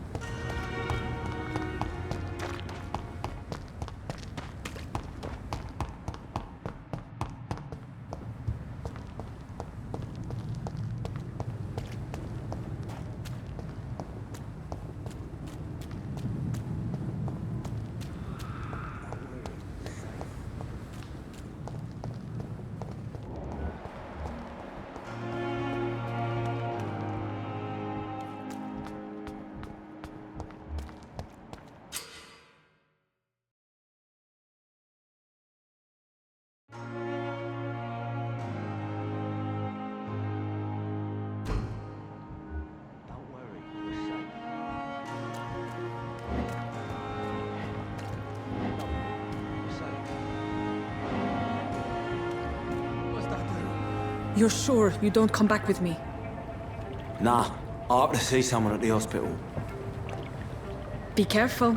You look so bad they may keep you as a patient. Fuck 'em. I don't like hospitals. Or doctors. Well then, when you go back to Whitechapel, you may find this useful. What is it? A pass for a free medical exam by the best nurse available. Just read it. I don't read well, but thank you, I guess.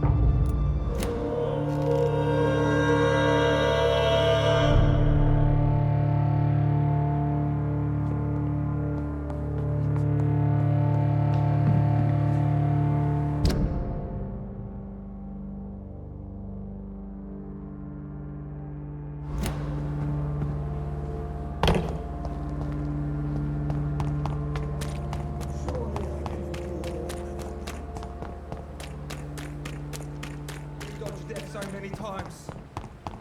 Oswald.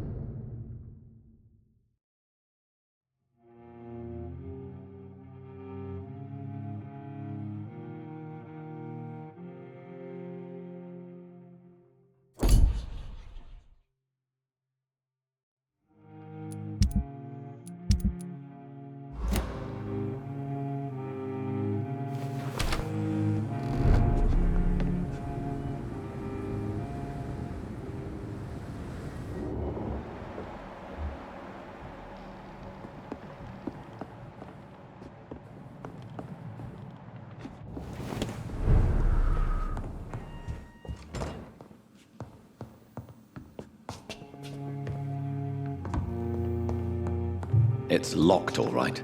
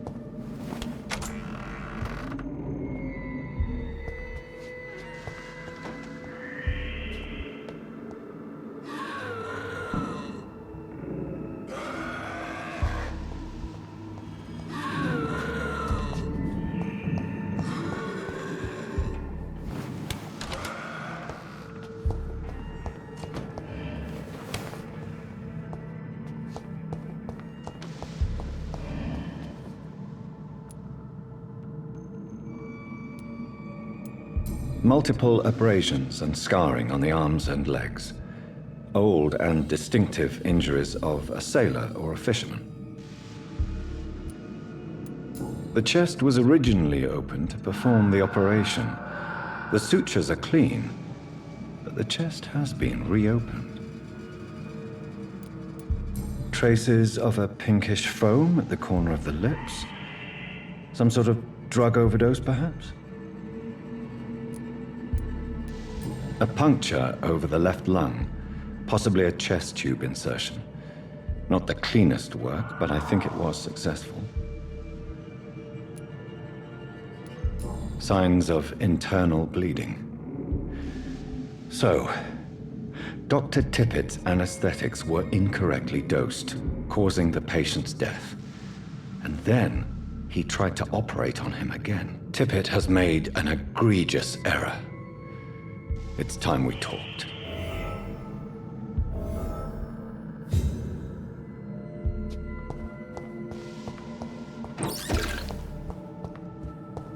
It's locked.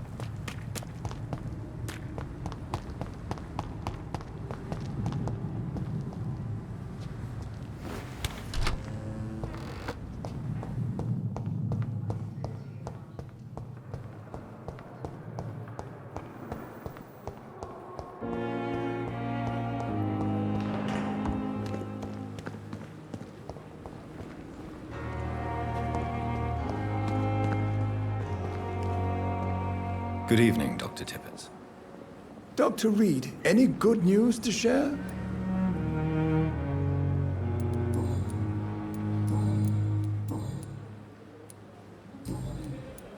Have you heard of any underhand dealings going on in this hospital? I have no time for such triviality, my dear colleague. We're here to save lives. Corcoran, I want you to tell me about Mr. Connor. How did he die? What happened? He was my patient. He died because of my mistake. That's the blunt truth.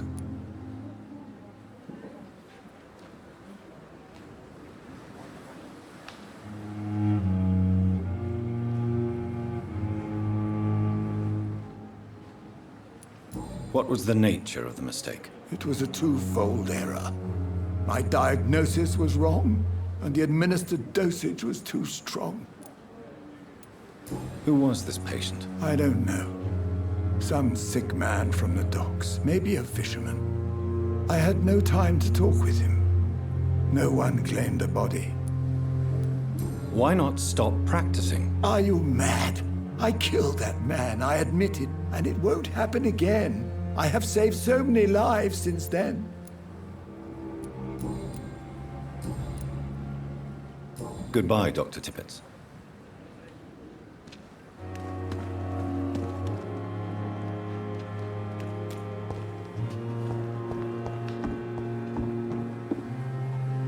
Good evening, Nurse Brannigan. Good evening, Doctor. Tell me what Dr. Tippett did. I know his mistake caused a patient's death. If I had not covered up his error, Dr. Tippett would have been fired from this hospital. I could not let that happen. You can't allow your emotions to dictate your conduct concerning patients, Nurse Brannigan. Look around you, Dr. Reed. Do you really think we can afford to lose a brilliant practitioner like Dr. Tippett in our situation?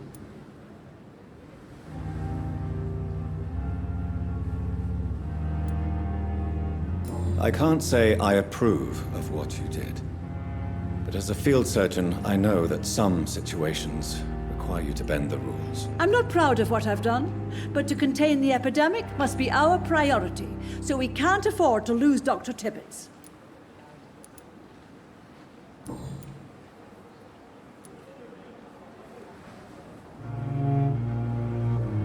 I've decided that I won't reveal Dr. Tippett's, shall we say, misdemeanor. I'm so glad you share my point of view. Dr. Tippett is a brilliant practitioner. We most definitely need his know-how. I hope you're right. This is a huge risk we're taking. Dr. Tippett must regain his confidence. Please, keep this decision between you and me. He doesn't need to know you've found out.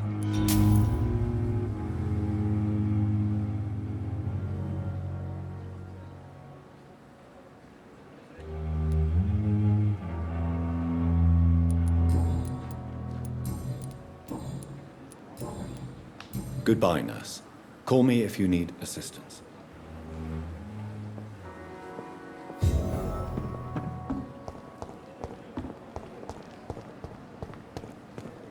Perhaps I should have considered the offer. Good evening, Dr. Tippett.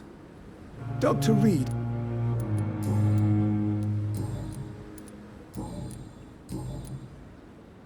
Goodbye, Dr. Tippett.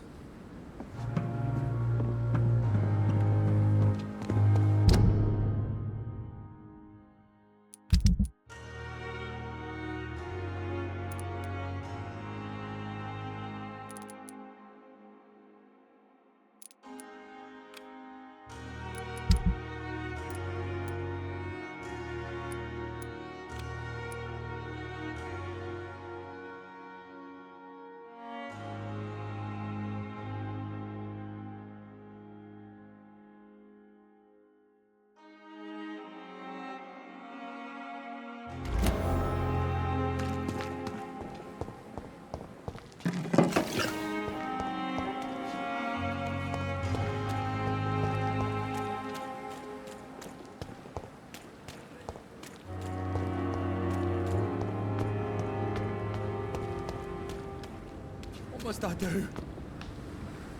must I do? This isn't even my neighborhood.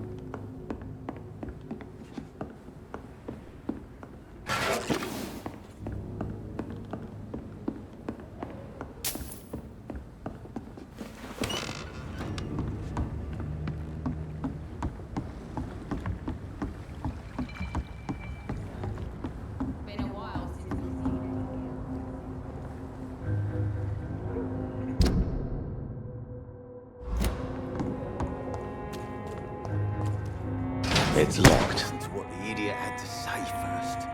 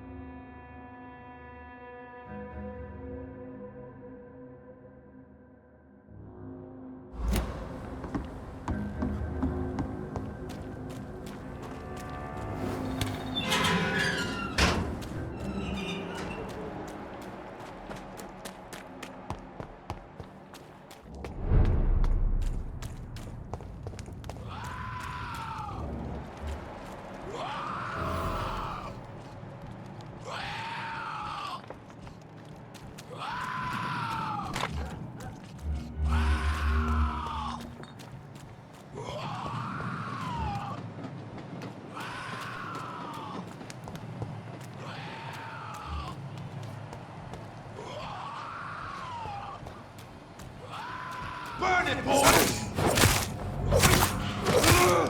Fight for it!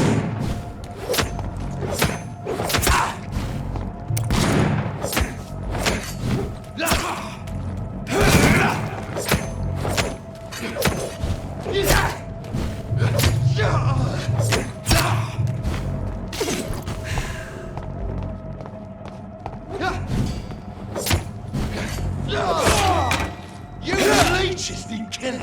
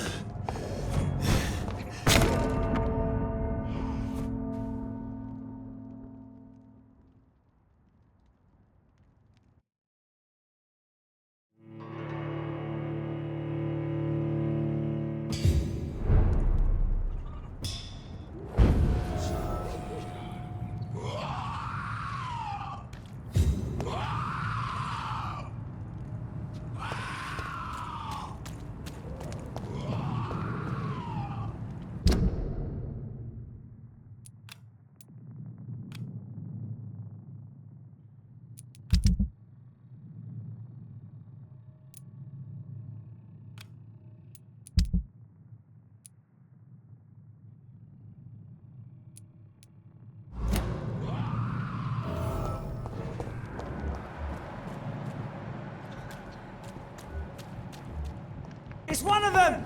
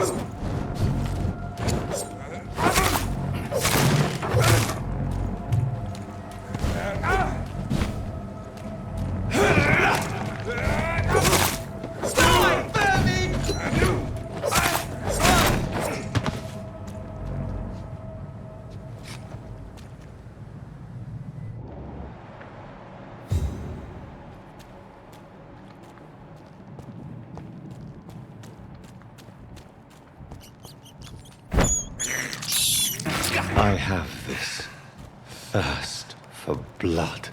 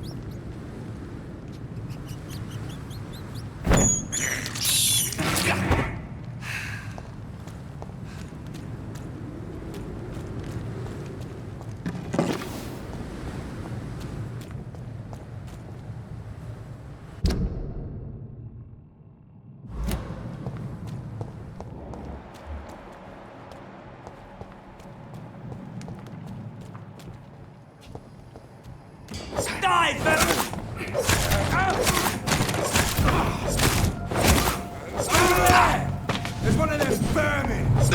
That's it! Got out like kindling!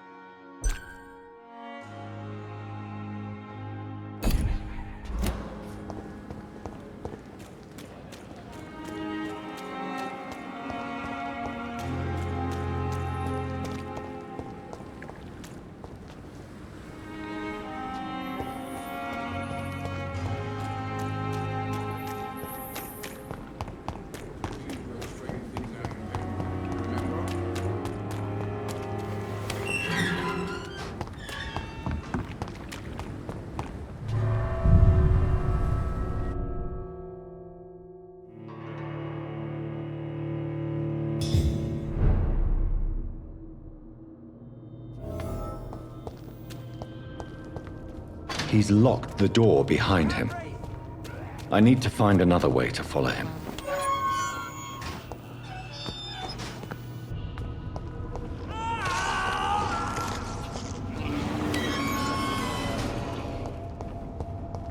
This man has been savagely attacked and dragged to the floor.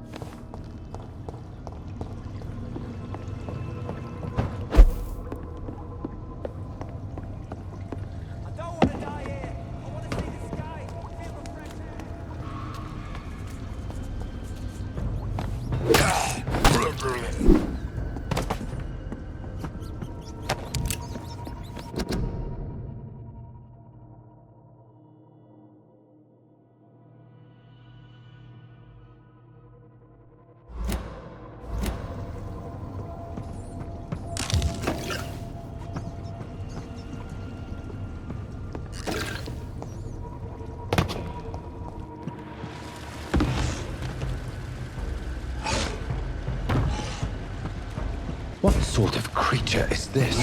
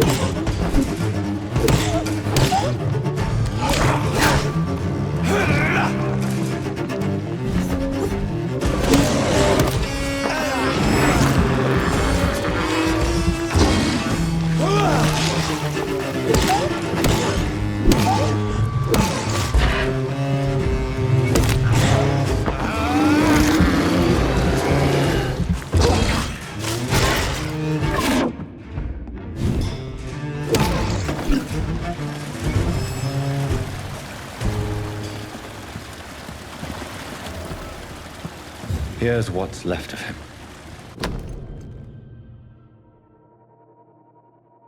some voucher for a free checkup in Whitechapel. What is Nurse Crane up to? I really must find her.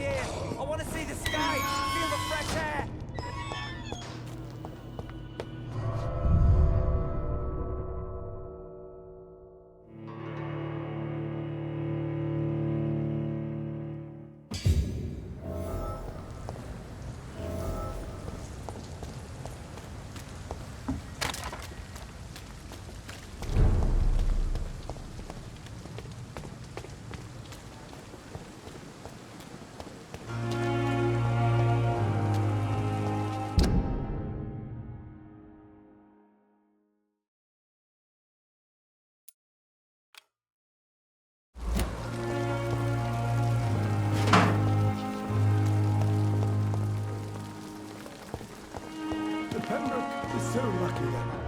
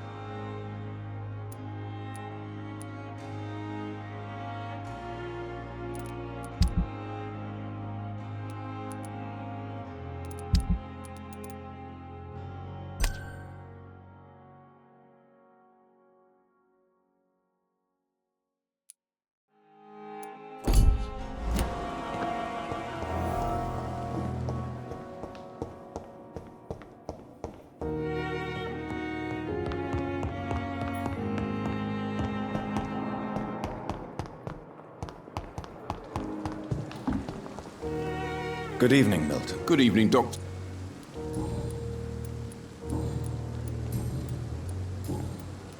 I'd like... Wise choice.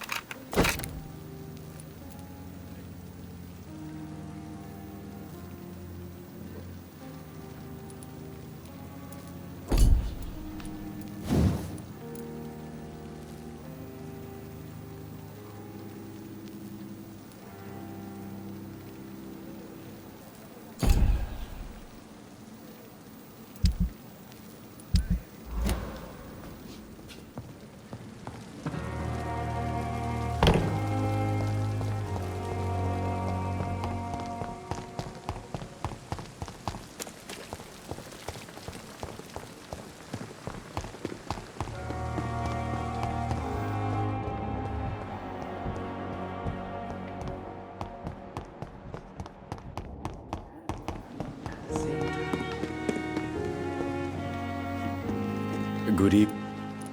Please show me. Of course.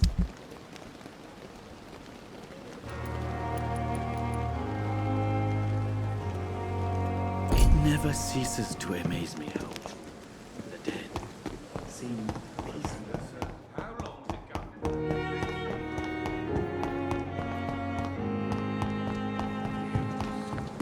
Perhaps I should have considered the offer from that Cadogan fella.